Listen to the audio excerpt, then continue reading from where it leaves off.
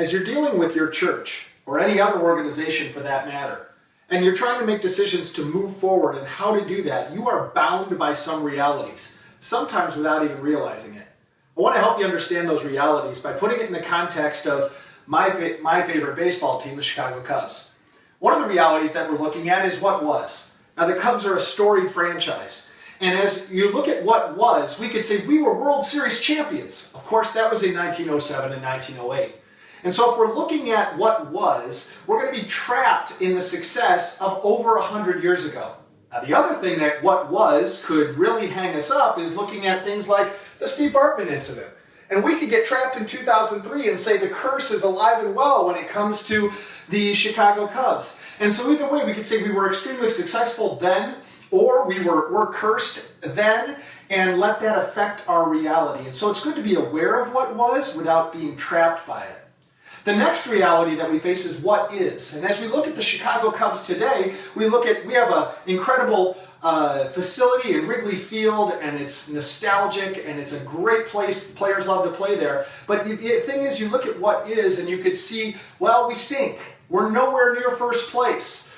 We don't have any great players. And so we look at what is, and it's good to assess the current reality, but at the same time, we also have to look and say, they've got a great farm system, ranked one of the best in baseball with some up-and-coming talent. And so a healthy assessment of what is important as you look to where you want to go and how you're going to get there. So we move from what was and what is. The next question you have to look at, and the reality is what could be. And as you look at what could be, you start to evaluate what are all the potential options for us. We could buy a championship. We could go out and just spend money and money and money and get free agents for a year or two and try to put a team together that's going to win the World Series. We could also start low and start to develop a healthy farm system that's going to feed the club for years into the future and hopefully generate championships over the long haul. So there's those what could be, what trades could we negotiate? And these are all what could be realities that we need to look at. And then you have the job that most visionary leaders are going to find themselves in, and that is determining the reality of what should be. And what should be is a very important question that we need to be asking ourselves. We need to look at all of the could be options and say, which of those options are going to do the best to get us to where we want to be? And so the what should be is, we look at the Chicago Cubs, that's Theo Epstein's job. We brought him in to make those hard calls. What are the should be's that's going to get us to where we want to be? And then finally, you have the last reality, which is the what will be.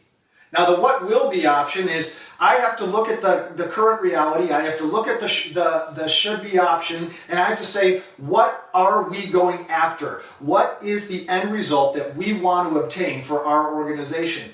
And so we're going to look at that and say, what are the decisions that we are going to make that's going to get us there? Where do we want to end up as the Chicago Cubs? Well, obviously the what will be is a world championship for the Chicago Cubs, and it's going to happen. But now you have to evaluate what will be in light of what are the next steps. That's the most important part of these realities, is arriving at that place where we say, what are we going to do now to get us to what will be? And so those are the realities that we have to face as we look at a church or any other organization. And the one thing that I think we can all agree on is that the Chicago Cubs are going to be the World Series champions in 2016. And that's what will be. Thanks for listening.